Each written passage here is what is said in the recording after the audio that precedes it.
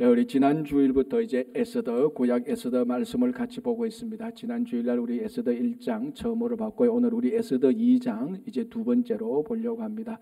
이 에스더 전체가 하나의 큰 드라마이기 때문에 보통 우리 드라마 보면은 지난주 드라마 간단하게 또 요약하지 않습니까? 그래야 이어지니까 우리 지난주 1장에 올 때 간단하게 보면 이거였습니다.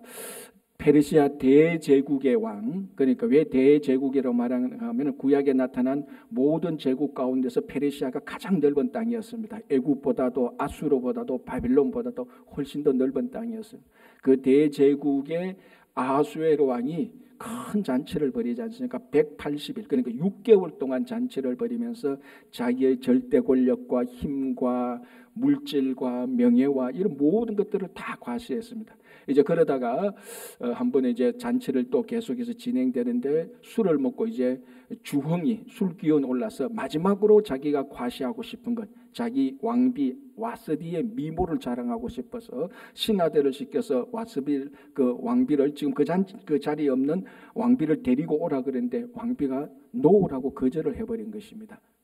그래서 이 왕이 공개적으로 그 잔치에 엄청난 사람들이 보는 그곳에서 왕비를 초청했는데 공개적으로 거절을 당하는 큰 수치를 당하게 됩니다. 이제 이것이 화근에 되어서 이제 1장 끝부분에 보면 왕비를 폐위시켜 버립니다. 왕비가 폐위시키고 그 다음에 이제 그 신하들이 왕비 자리를 공속으로 둘 수 없으니까 신하들이 이제 다시 왕비를 우리가 선택해야 됩니다 라고 해서 왕이 온 127도 페르시아 대제국의 용모가 아름다운 처녀들을 이제 모으기 시작합니다. 이제 오늘 본문은 바로 거기에서 이렇게 왕비, 그러니까 미스 페르시아 선발 대회 정도 되겠죠. 이 대회하는 와중에 이제 오늘 에스더서의 주인공인 모르드게와 에스더가 공식적으로 이제 등장하게 되는 겁니다.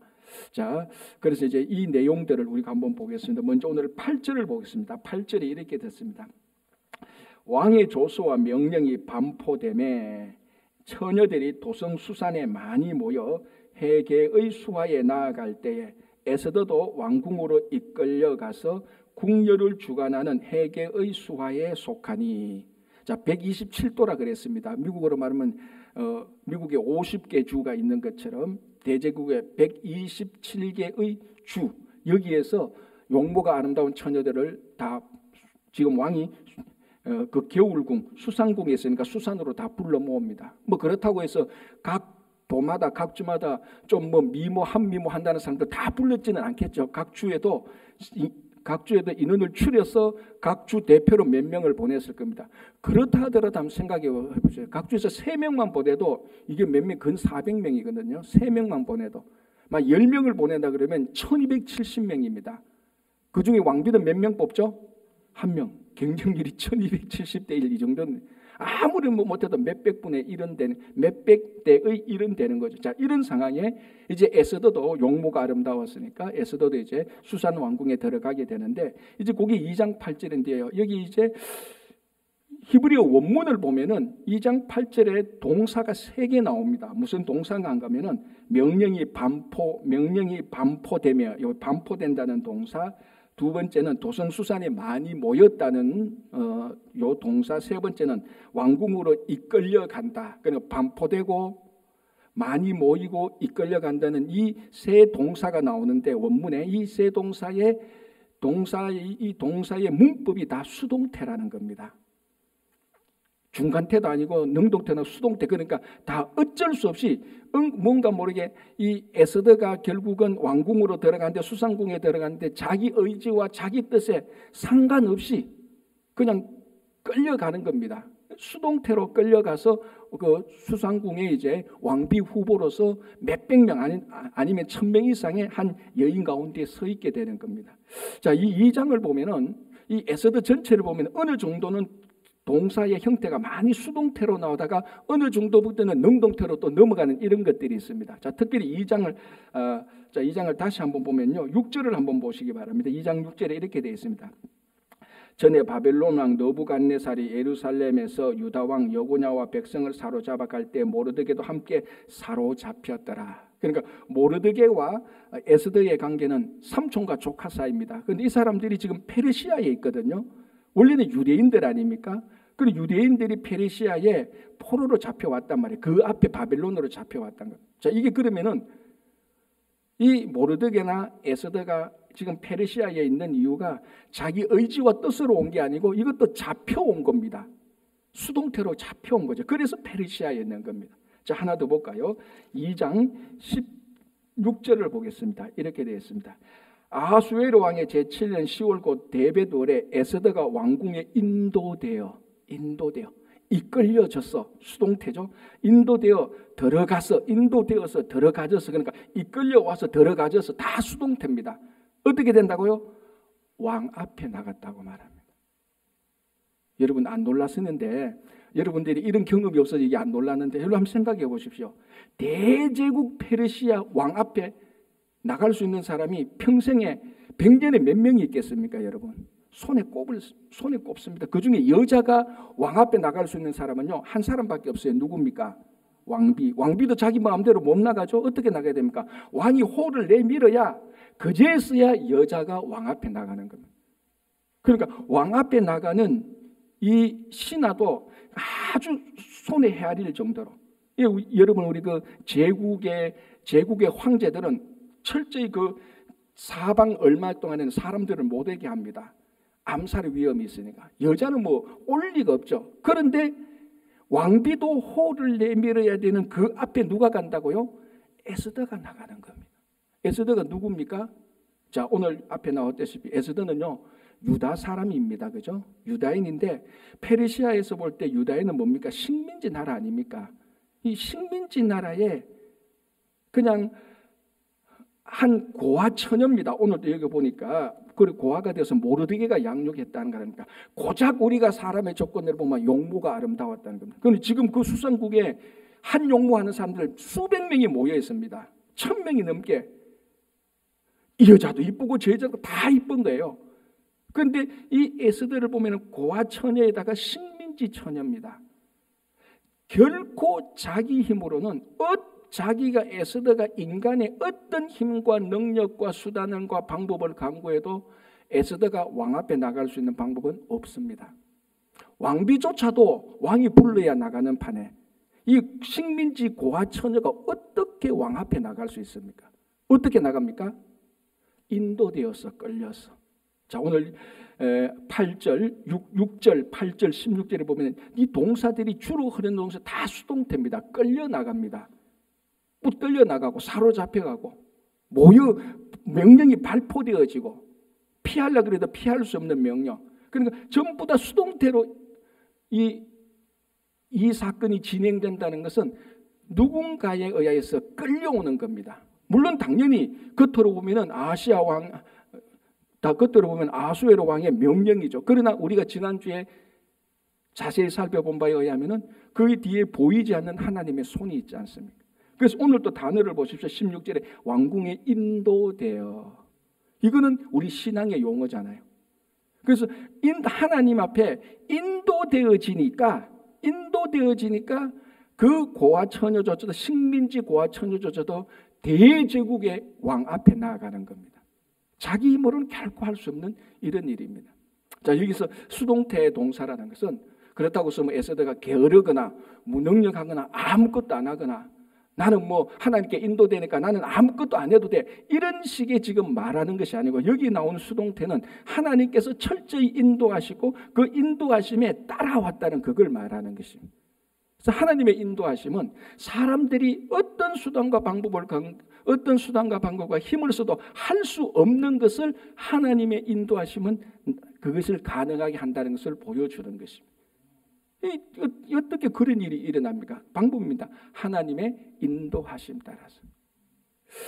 제가 참 재밌게 본 그 이야기 가운데요. 이제 어느 한 가정에 아주 믿음 좋은 가정의 어린 소녀가 매달 선교 월간제를 받아봅니다. 그래서 선교 월간제를 받아보고 그 안에 있으면 좋은 내용이 있으면 같이 가족끼리 가정 예배 드리면서 나누기도 하고 또 기도도 하고 그랬는데 어느 날은 선교 월간제 나왔는데 그 표지에 자기 또래의 한 소년이 애완용 원숭이를 가지고 선교제에서 애완용 원숭이를 가지고 있는 사진을 찍은 것이 이제 선교 표지로 나왔습니다. 이 소녀와 그 가정에 보니까 너무 사진이 이쁘거든요. 그 자기들도 야 우리들도 이런 애완용 원숭이가 있었으면 좋겠다 그런 얘기를 하면서 가정 예배를 드리면서 이제 계속해서 그 소년을 위해서 기도합니다. 하나님 이 소년이 선교지에서 훌륭하게 잘 자라고 하나님의 뜻을 잘 할 수 있도록 소년이 힘들지 않도록 이렇게 계속해서 몇 년 동안 기도를 했습니다. 이제 그런 사이에 이제 이 소녀의 어머니도 돌아가고 세월이 흐르고 이제 흘러가면서 이 소녀도 이제 결혼해서 가정을 꾸리고 이제 자녀 둘 낳고 이 소녀의 어머니가 돌아가시고 한 집에서 오래 사니까 가끔 이제 집 정리도 해야 되지 않습니까? 집 정리하면서 다락에 올라가서 낡은 물건 버리고 오래된 상자에서 다 정리하고 하는 가운데서 이제 이 소녀가 어머니가 됐으니까 이 아들들이 다락에 올라가서 상자를 하니까 뭐 오래된 잡지들 이런 거 많지 않습니까? 이제 다 버리려고 하는데 바로 그 소년이 애완용 원숭이 데리고 찍었던 그 선교 월간지가 딱 나오자마자 이 남편이 말하는 겁니다. 얘들아 그거 버리지 마. 그거 내 잡지야 라고 이렇게 말했다는 거. 그러니까 이 소녀의 이 아이들의 어머니 그 소녀가 옛날에 그 소녀였던 17년 전에 그 소녀였던 여보 무슨 소리야 이게 왜 당신 잡지 하니까 이 잡지에 있는 이 남자가 바로 내야 이거 내 잡지야 라고 얘기했다는 거예요. 그제서야 그 소녀가 알았던 거죠. 누굽니까? 어릴 때부터 자기 가정에서 그 선교 그 잡지 보고 기도했던 이 소녀가 기도했던 소년이 바로 17년이 흐른 후에 자기 남편이 되어가 있었다는 거예요. 이게 이제 미국에서 한 이제 라디오 청취자 사연에 나온 것입니다. 이거는 실화예요. 이거는 제가 만들어낸 게 아니고. 여러분 이것을 보면서 하나님의 인도하심이 얼마나 정확한 줄을 보시기 바랍니다. 여러분 사람이 이렇게 의도적으로 이렇게 중매를 해도 되겠습니까? 안 되지 않습니까? 이렇게 연애를 하려고 해도 이렇게도 안 됩니다. 하나님의 정확한 인도하심, 분명한 인도하심, 그것은 사람들이 맞출 수 없는, 사람들이 갈 수 없는, 그러나 하나님의 나라를 위해서 하나님의 뜻을 위해서 인도하신 것은 정확하고 사람들이 할 수 있는 이 일들을 하나님께서는 해내시는 것입니다. 자, 여러분들도 에서더처럼 하나님의 인도하심에 따라서 대제국의 왕 앞에 당당히 나가고 싶은 마음이 생길 겁니다. 그러나 여러분 실제로는 우리는 이 에서더보다 훨씬 더 위대한 분 앞에 매일매일 나가지 않습니까? 우리는 성령의 인도하심으로 예수 그리스도의 이름으로 기도함으로 페르시아의 왕 정도가 아니라 우주의 왕, 우주의 창조자 되시는 하나님 앞에 매일매일 우리는 나가는 겁니다. 그러니까 우리가 받은 하나님께서 우리를 인도하시는 것은 하나님께서 오늘 이 시간에 성령을 통하여서 우리를 인도하시는 것은 식민지 고아처녀 에스더를 인도해서 왕 앞에 탁 세우는 것보다 훨씬 더 위대한 것으로 성령께서 예수 그리스도의 이름으로 우리를 인도해서 우주의 창조자 앞에 우리를 갖다 놓고 있는 것입니다. 이게 얼마나 특별한 은혜입니까? 이건 하나님의 인도하심이 아니면 우리는 매일매일 할 수 없는 겁니다. 그래서 기도는 우리가 페르시아 왕 정도가 아니라 우주의 창조자 앞에 나가는 하나님의 인도하심입니다. 이 인도하심, 이 특권을 우리는 매일매일 누릴 수 있고 언제든지 누릴 수 있는 것 아닙니까? 여러분 우리 시편 37편 23절이 이렇게 말합니다. 하나님의 인도하심이 사람의 능력보다 훨씬 더 정확하다는 것을 이렇게 말씀하십니다. 여호와께서 사람의 걸음을 정하시고 그의 길을 기뻐하신다라고 말합니다. 하나님께서 모든 사람의 길을 정해놓고 그 가는 길, 그 정한 길로 가는 것이 하나님께 영광이 되고 하나님의 기쁨이 된다는 것. 잠언 16장 9절입니다. 사람이 마음으로 자기의 길을 계획할지라도 그의 걸음을 인도하시는 이는 여호와시니라. 아무리 사람이 이렇게 해도 결국 하나님의 가장 기쁜 뜻, 하나님의 영광을 위해서 하나님께서 우리의 걸음을 인도하는 겁니다. 지금 에스더가 그렇고 우리가 사실은 매일매일 하나님의 인도하심을 따라서 하나님 앞에 우리가 나아갈 수 있는 것입니다. 이것을 우리가 알고 이것을 하나님의 인도하심을 믿고 오늘 내 상황이 좀 불편해도 내 상황이 하나님께서 내게 좋은 것으로 안 해준다는 어떤 감정이 있다 할지라도 하나님은 하나님의 방법대로 우리를 한 걸음 한 걸음 가장 정확한 곳에 내 힘으로 할 수 없는 곳에 하나님께서는 인도해 주시는 것입니다. 이걸 믿고 갈 때 내 형편이 지금 좀 내가 원하는 대로 안 된다 할지라도 우리가 그걸 의심하지 말고 흔들릴 필요가 없는 것이죠. 자, 10절 보겠습니다. 이렇게 되어 있습니다. 에스더가 자기의 민족과 종족을 말하지 아니하니 이는 모르드게가 명령하여 말하지 말라 하였습니다. 자, 이제 상황이 어느 정도 진전되는가 하면은 이 에스더가 그 수상궁에 모인 왕비 후보들 가운데서 점점 이제 진전해 나갑니다. 특별히 이 모든 일을 실제로 주관하는 황간 해계의 수하에 들어가서 이제 뭡니까? 왕비가 될 가능성이 굉장히 많이 높아지게 되었습니다. 자, 이때 이 에스더에게 모르드게가 했던 말이 있습니다. 뭔가 하면 너는 절대로 왕궁에 들어가서 너의 민족과 종족에 대해서 입도 내지 말고 가만히 있으라고 말을 하는 거예요. 자, 사실은 이게 어떻게 보면은 좀 비겁한 것 같고 왜 자기의 정체성을 감추느냐는 겁니다. 어떻게 보면은 하나님을 섬기는 자기의 정체성을 불신하는, 그것을 감추는 떳떳한 신앙이 아닌 정당한 신앙이 아닌 것처럼 보여지는 겁니다. 그래서 실제로 이 본문에 대해서, 이 사건에 대해서 많은 유대인들조차도 이거 비겁하다, 이거 왜 정체성을 숨기냐, 왜 떳떳하게 나는 유대인이다, 나는 하나님을 섬기는 사람이다, 왜 말 못하냐, 그에 대한 비난이 있었던 것이 사실입니다. 그래서 유명한 역사가 요세푸스는 역사를 기록할 때 이 부분을 뺐다고 하고, 그리고 70인용 다른 성경에는 이 부분을 아예 번역조차 안 했습니다. 왜? 자기 유대인들한테 부끄러운 내용이니까. 자, 여러분, 우리 다니엘과 세 친구를 한번 보시기 바랍니다. 다니엘과 세 친구는 바벨론 제국에서 자기들의 정체성을 숨겼습니까? 안 숨겼다고요. 당당하게 드러냈다고요. 그 다니엘은 나는 하나님을 섬기니 왕의 진미를 먹지 못한다. 그래서 왕의 진미를 안 먹는, 나와 왕의 진미를 먹는 사람하고 한번 테스트 해보라. 그렇게까지 나가고, 다니엘이 총리가 되었을 때 어떻게 됩니까? 다니엘이 총리가 되었을 때 하나님께 기도하면 그 왕이 내린 조서에 의해서 사자 굴속에 던져 넣는 것을 알면서도 당당하게 자기 정체성을 드러내고 기도 다 했단 말이죠. 그러니까 바벨론 제국에서 똑같이 식민지 생활하면서 다니엘과 세 친구들이 자기 신앙을 드러낸 것에 비하면은 오늘 이 에스더가 자기 정체성을 말하지 않는 것은 모르드게가 그렇게 시켰거든요. 그 이 둘 다가 보면은 이거는 좀 다니엘과 세 친구에 비해서 이거 신앙이 아니지 않느냐는 이런 사실은 논쟁이 있고 의심이 될 소지가 있는 것입니다.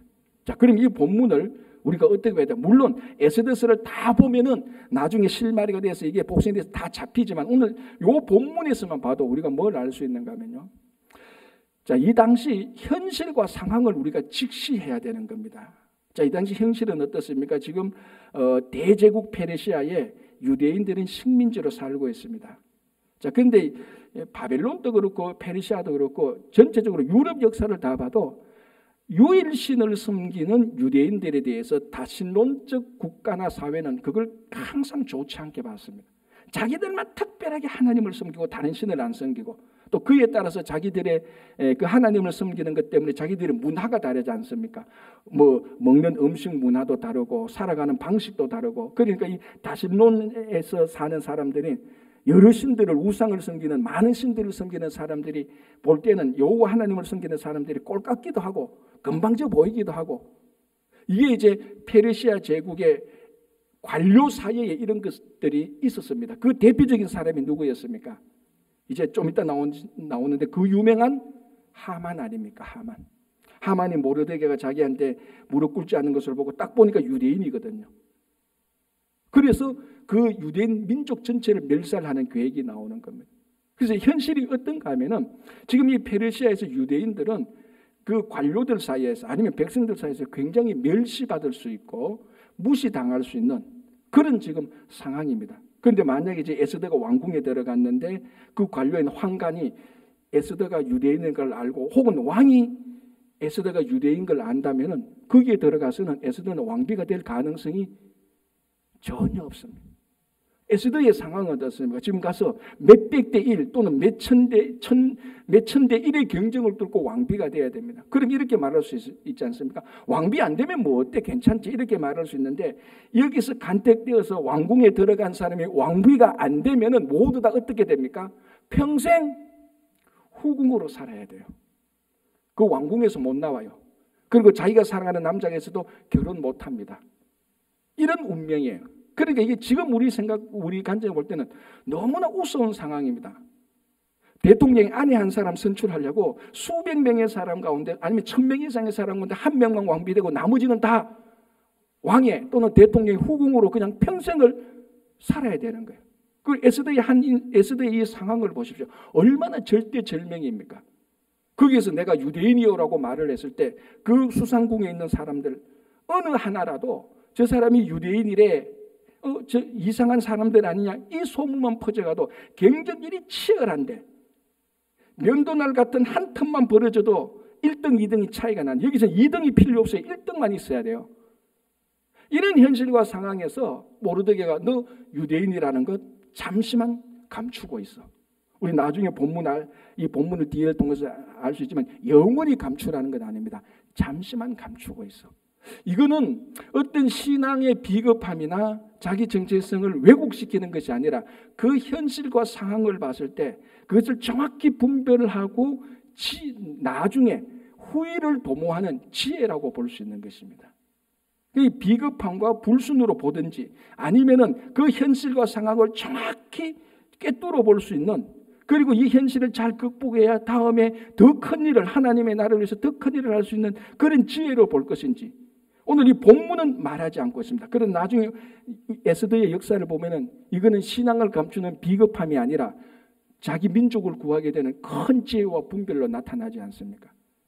자, 예수님께서 마태복음 10장을 보면 예수님께서 제자들을, 12제자들을 불러오시고 그들에게 명령을 합니다. 마을로 전도하러 갈 때 예수님께서 그 12제자들에게 뭐라고 말합니까? 내가 너희를 보내는 것은 양을 이리 가운데 보냄과 같도다. 그리고 뭐라고 말합니까? 너희들은 뱀같이 지혜롭고 비둘기같이 순진하라라고 말합니다. 뭐가 먼저 나오죠? 비둘기가 먼저 나옵니까? 뱀이 먼저 나옵니까? 뱀이 먼저 나옵니다. 뱀은 뭡니까? 지혜거든요.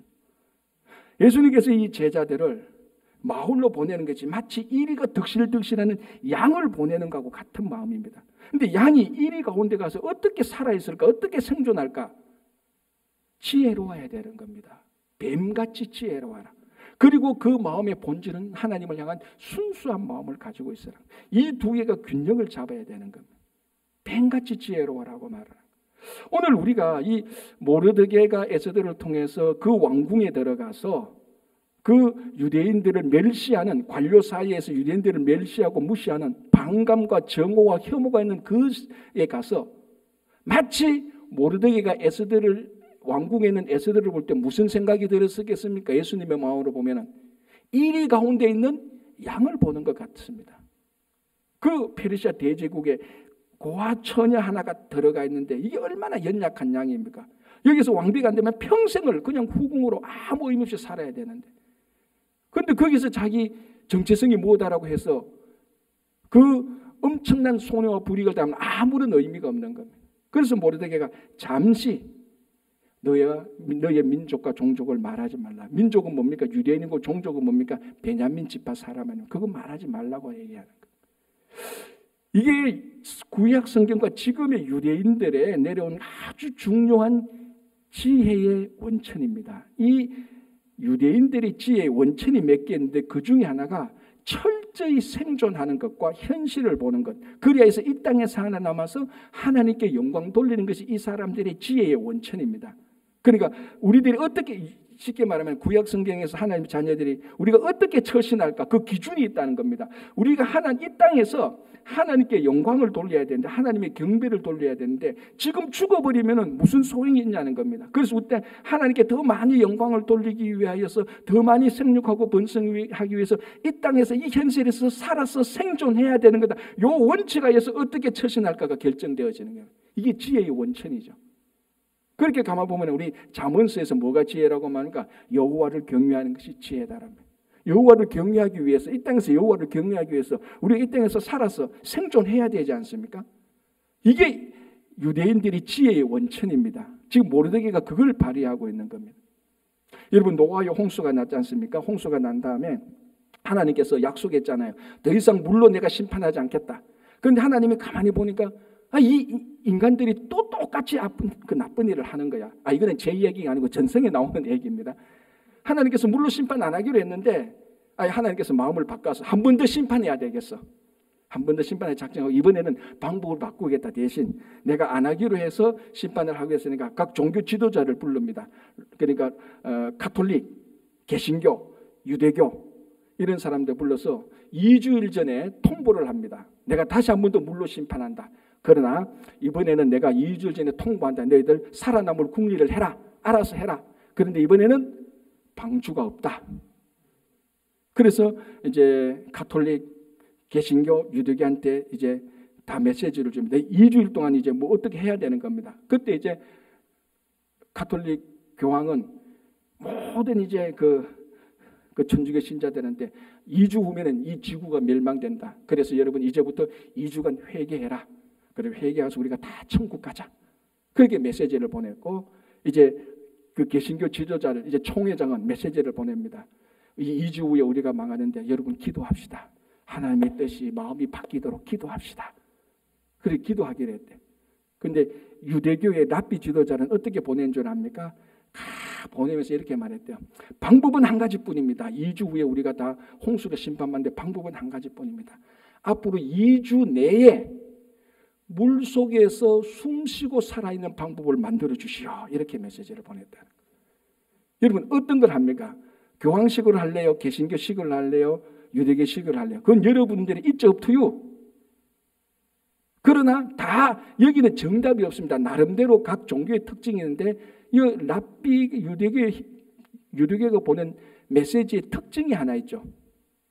우리는 이 땅에서 살아남아야 된다는 겁니다. 홍수가 나도 이 땅에 살아남아야 된다. 그래서 2주 내에 물속에서 숨쉬고도 살아날 수 있는 방법을 만들어라는 겁니다. 물론 이건 하나의 에피소드지만은 이게 이스라엘 백성들의 지혜의 원천입니다.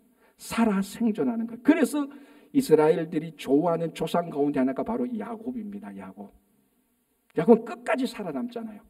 속에서라도 살아남고 하나님의 천사의 그 허리를 붙들고 밤새도록 붙들고서 살아남고, 그래서 지금 이스라엘의 국가 이름이 유다가 아니고 이스라엘입니다. 이스라엘이 원래 누구 이름이었죠?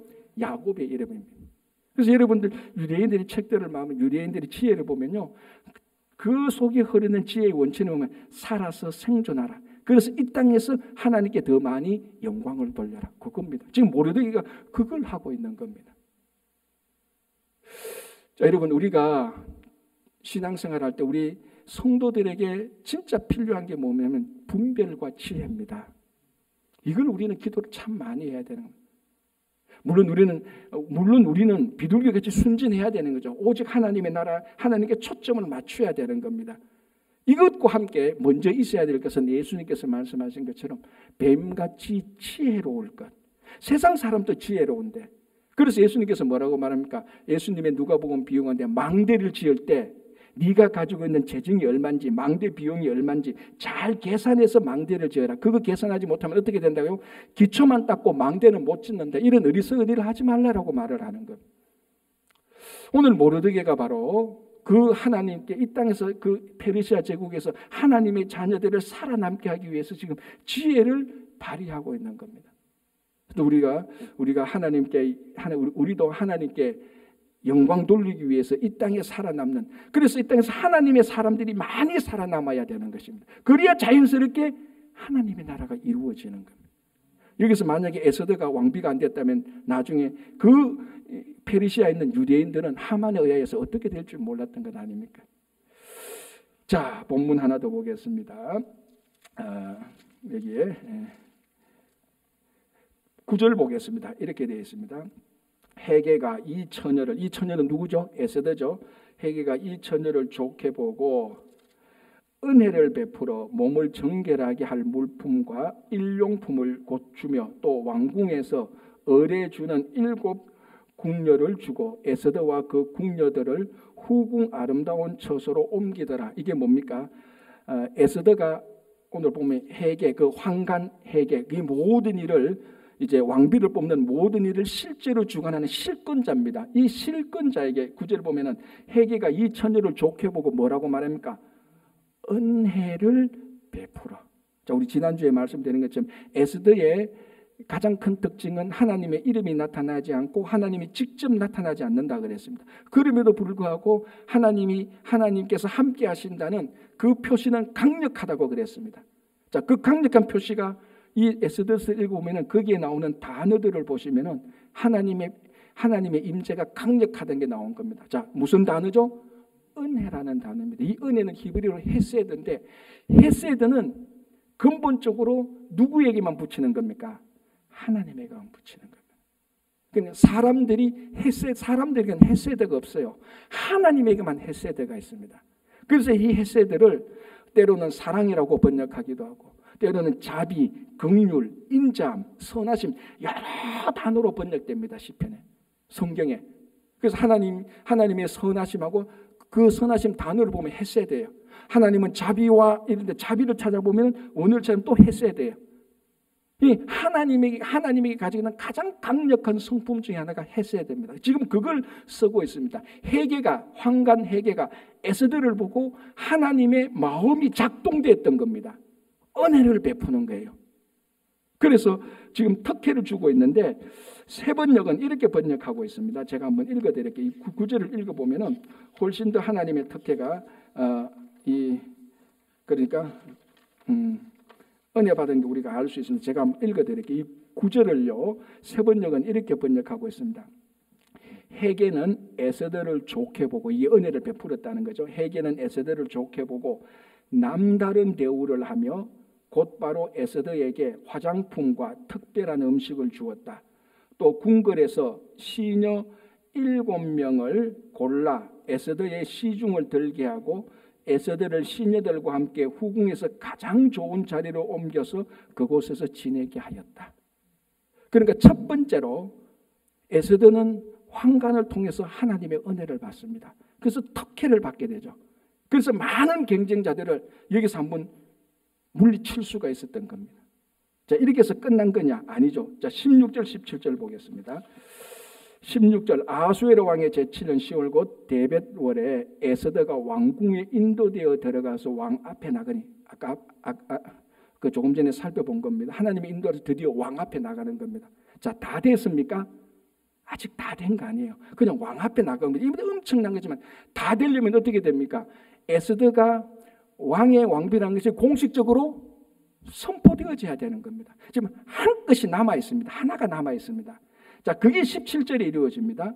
왕이 모든 여자보다 에스더를 더 사랑하므로 그가 모든 처녀보다 왕 앞에 더 은총을 얻은지라. 헤세드입니다. 똑같은 단어예요.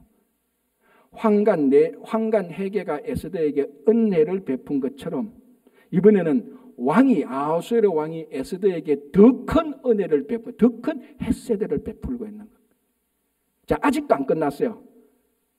뭔가 왕비라는 공식적인 액션이 나와야 됩니다. 그게 뭡니까? 왕이 그의 머리에 관을 씌우고 끝. 이제 끝난 거예요. 이제 에스더는 수백 대 1, 수천 명 분의 1을 다 뚫고 그 한 자리 왕비가 된 겁니다. 결정적인 건 뭡니까?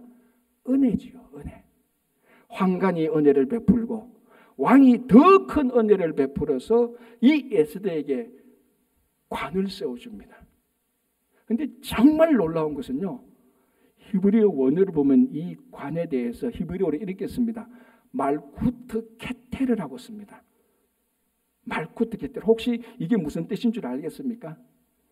정답은 이미 나와 있어요. 오늘 설교 제목입니다. 그게 왕국의 왕관이란 뜻이에요. 말쿠트가 왕국이란 뜻이고 케테르가 왕관이란 뜻입니다. 그래서 히브리어 원어를 보면은 왕이 에스더 머리 위에 왕국의 왕관, 이걸 오늘 간단해서 관을 씌우게 되는데 왕국의 왕관을 씌운다는데, 더 놀라운 것은 제가 지난주에 오랫동안 읽으려고 했다가 못 읽었던 책을 읽기 시작했습니다. 그 책이 움베르토 에코의 푸코의 추, 옛날에 지금 푸코의 진자인데 이 에코가 장미의 이름을 쓴 사람이지 않습니까? 뭐 모르는 사람 넘어가고 아는 사람만 들어주죠. 이 아주 유명한 책이고, 이 움베르토 에코가 이탈리아 유명한 기호학자죠. 그 사람이 소설을 쳤는데 이 장미의 이름이 영화로도 나오고 소설로도 나오고, 뭐 제 취향에 맞아요. 내용은 좀 어렵죠. 뭐 모르는 것도 있지만 이 사람이 또 쓰는 유명한 책이 푸코의 진자입니다. 푸코의 진자가, 푸코라는 과학자가 지구가 자전하는 것을 증명하기 위해서 추를 만든 겁니다. 이건 실제로 있는 거예요. 이제 이걸 모티브로 해서 소설을 만든 게 푸코의 진자인데, 푸코의 진자 그 표지를 딱 해서 안에 그 표지 안에 앞표지 안에 딱 보면은 이상한 도예 같은 지도가 하나 나옵니다. 자, 스크린 한번 올려줘 보시면 요겁니다. 이제 제가 글로 많이 썼죠. 이게 뭐냐면은 그것을 세피로트 나무라고 말을 합니다. 이 유대인 신비가들, 카발라 하면서 그 유대교에도 신비주의자들이 있습니다. 요 사람들 가운데서 유행하는 세피로트라는 나무인데, 요게 뭐냐면은 한 개인의 영적 선장을 보여주는 겁니다. 제일 밑에서 제일 위에까지 올라가는 것이고, 10가지 열매가 있는데 이 10가지 열매가 전부 다 하나님의 속성을 드러내는 겁니다. 그리고 이것이 우주의 영적 지도 맵으로 보고 신비주의자들 사이에 이것을 굉장히 중요하게 여기는데, 이제 저기 10가지 요소가 있는데 제일 밑에 요소가 뭔가 하면은 이게 말쿠트입니다. 말쿠트. 제일 밑에 말쿠트에서 시작해서 제일 위 케테르까지 올라갑니다. 케테르가 뭐냐면 왕관입니다. 제일 밑에가 왕국인데 이게 뭔가 말쿠트입니다. 그 말쿠트에서 시작해서 어디로 끝난다고요? 케테르에서 끝나고 왕국에서 시작해서 왕관으로 끝납니다. 방금 얘기했죠. 이게 뭡니까? 에스더가 쓴 왕관의 이름이 말쿠트 케테르예요. 지금 유대 신비주의자들의 영적 지도, 우주 지도에 의하면은 에스더가 쓴 왕관이 말쿠트 케테르의 모든 왕국에 왕관을 쓰고 있습니다. 처음부터 끝까지 우리 요한계시록 방식으로 말하면 알파와 오메가까지 모든 것이 다 총체적으로 들어가 있는 것이 에스더의 왕관에 들어가 있는 겁니다. 그래서 제일 밑에가 있는 게 이게 히브리어로 말쿠트고 왕국이란 뜻이고, 제일 위에 케테라는 뜻이 왕관인데, 이제 나머지 보면요, 지성, 지혜, 아름다움, 사랑, 정의, 위엄, 기초, 영원, 그리고 왕관과 왕국이란 저 10가지 속성이 하나님의 본질적인 속성이다라고 유대 신비주의자들 가운데서 하나님을 이렇게 보고 있는 겁니다. 자, 이게 오늘 에스더가 쓴 왕관이 뭡니까? 말쿠트 케테르. 왕국에서부터 케테르 가장 낮은 것부터 가장 높은까지, 신앙의 영적 상황에서 제일 밑에서부터 제일 위에까지 시작하는 것이 바로 오늘 에스더가 쓴 왕관 안에 다 들어가 있습니다. 우주의 모든 충족함이, 이 지상 왕국의 모든 충족함이 에스더 위에 다 올라가 있는 겁니다. 어떻게 이게 가능합니까? 하나님의 은혜로. 그래서 하나님께서 아수에를 통해서 에스더에게 더 큰 은혜를 주니까 이제 공식적으로 그 모든 경쟁률을 뚫고 한 사람이 왕비가 되는데, 이 왕비가 바로 식민지 처녀 고아 처녀였다는, 아직은 모르는 거죠. 그래서 하나님께서는, 보이지 않는 손 하나님께서는 이렇게 해서 이스라엘 백성들을 페르시아 제국에서 보호하기 시작하는 것입니다. 이리들 가운데서 양을 보호하는 것처럼 하나님께서는 은총을 베풀어서 이렇게 보호하고 있는 것입니다. 그래서 여러분, 하나님의 은혜는요, 우리가 할 수 없는, 우리가 불가능한 것을 하나님께서는 다 하십니다. 은혜가 아니면 시작도 할 수 없고, 은혜가 아니면 마칠 수도 없는 것이죠. 여러분, 유명한 기업가가 이제 카운슬링 회사에서 이제 유명한 기업가들 CEO들을 불러서 당신이 어떻게 이렇게 회사를 위대하게 성공시켰습니까? 이제 이렇게 묻는 어떤 이제 그런 프로그램이 있었습니다. 그래서 그 프로그램에서 이제 5가지 요인, 어떻게 이제 기업이 어떻게 성장할 수 있냐, 가장 위대한 기업은 이 5가지 요인을 이제 채우는 것이다. 그래서 마지막 4번째 끝나고 5번째를 이제 찾습니다. 5번째를 찾는데, 이제 그 질문을 하는데 이제 앨런 워치라는 아주 성공한 기업가에게 이제 이 회사에서 가서 물었습니다. 당신이 이렇게 기업을 위대하게 만들었는데 당신이 생각하기에 가장 중요한 것이 뭐였냐? 한 가지만 얘기해 달라는 거다. 그러니까 가만히 생각하니까 뭐라고 말했는지 아닙니까? 나는 단지 그냥 운이 좋았던 것 같다, 이렇게 말했다는 거예요.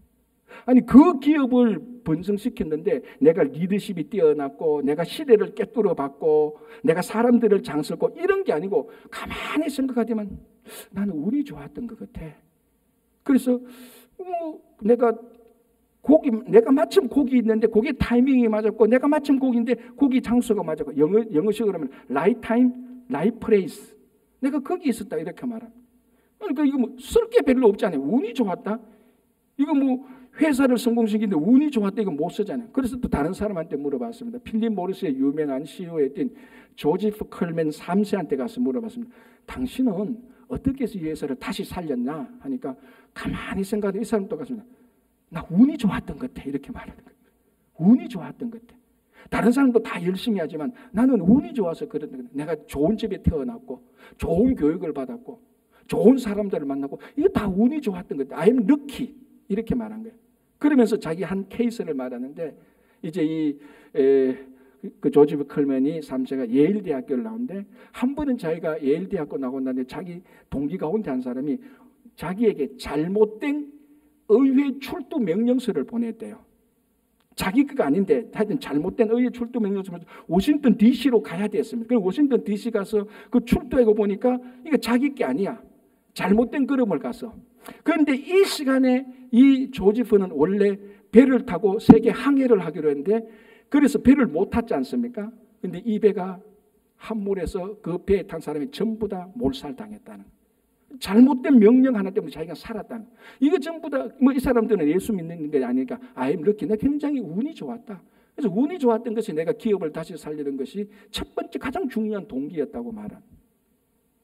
여러분 이 사람들이 운이 좋았다는 것은 우리 신앙의 눈으로 보면 그게 뭐가 있었다는 겁니까? 하나님의 은혜가 있었다는 거죠. 하나님의 은혜가 있었다는 겁니다.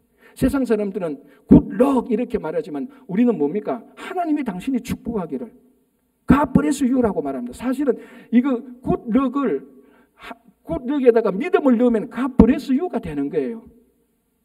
하나님의 은혜가 아니면 시작할 수도 없고 움직일 수도 없고 마칠 수도 없는 것입니다. 여러분 정말 중요한 것은요. 우리가 지금 하나님의 은혜를 받고 있다는 사실을 알고 있는 겁니다. 이걸 알고 있는 사람하고 모르고 있는 사람은요. 생명이 결정되어집니다. 자, 역사에서 실제로 있었던 일인데요. 스페인 항해사들이 항해를 하다가 이게 길을 잘못 들어가지고 아마존 상류측으로 왔어요. 아마존 상류. 그러니까 아마존 상류가 워낙 넓으니까 자기들은 아마존 상류에 도착했는데 이걸 대서양에 도착했다고 착각을 한 거예요. 이게 뭐 바다처럼 넓으니까. 그러니까 오랫동안 험난한 항해를 했으니까 갈증이 나지 않습니까? 그러니까 오랫동안 험난한 해서 갈증 나고 배 안에는 물이 없습니다. 그런데 자기들은 지금 어디 있다고 생각합니까? 대서양에 있다고 생각하면 바닷물을 먹으면 됩니까? 안 됩니까? 절대로 안 되죠. 소금물 갈증 날 때 바닷물 먹으면 그건 다 진짜. 그래서 그 배에 있었던 몇몇 사람은 결국 대서양이 있다고 생각하고 바닷물을 먹지 못해서 몇 명 갈증으로 죽었다는 기록이 있습니다. 그런데 실제로는 어디에 있었습니까? 아마존 상류의 민물 그거 먹으면 되는 거예요. 그거 먹으면 안 죽을 사람이 죽게 되어버린. 먹으면 죽을 사람이 안 죽게 되는데 이게 오늘날 하나님께서 우리에게 베풀어 주신 은혜를 알고 모르고의 차이입니다.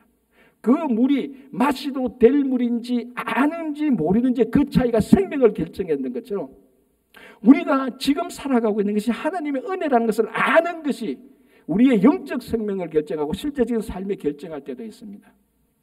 자, 오늘 여러분들은 우리는 다 은혜 받은 사람이에요. 은혜를 받지 않았더라면 이 주일날 아침에 이곳에 와서 예배를 드릴 수가 없는 것입니다.